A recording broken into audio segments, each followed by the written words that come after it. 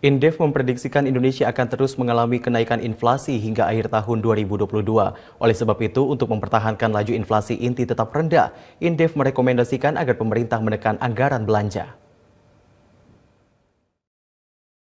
Institute for Development of Economics and Finance (INDEF) memprediksi inflasi di tanah air akan terus berkontraksi dan meninggi hingga akhir tahun 2022. Prediksi tersebut disampaikan Direktur Eksekutif INDEF Taufik Ahmad dalam konferensi pers virtual baru-baru ini.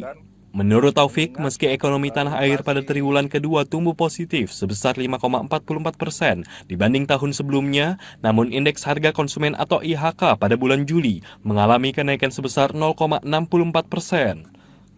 Dengan demikian, tercatat inflasi indeks harga konsumen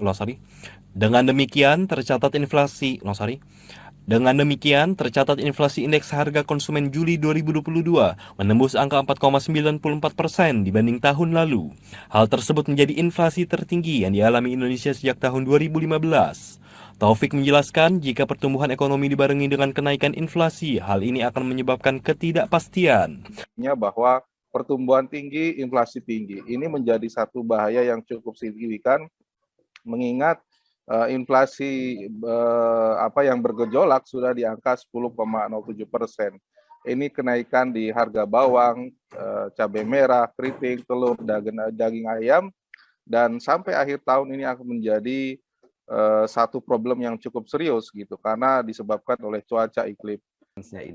Selain itu, Wakil Direktur Indef Eko Listianto mengatakan, solusi untuk mengurangi resiko inflasi tinggi di triwulan ketiga 2022, yakni dengan menekan biaya belanja pemerintah yang pada triwulan kedua tercatat membengkak hingga lebih dari 20%. Menurut Eko, dalam masa pemulihan ekonomi, pengeluaran belanja pemerintah yang tidak membengkak akan membantu menahan laju inflasi inti tetap rendah.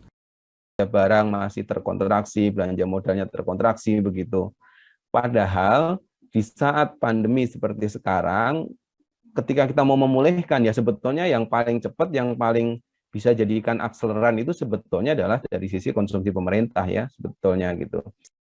Perlu diketahui, walaupun inflasi di bulan Juli menyentuh angka lebih dari 4%, namun angka tersebut menjadi terendah ketiga setelah China dan Arab Saudi yang berhasil menahan inflasi di angka 2%.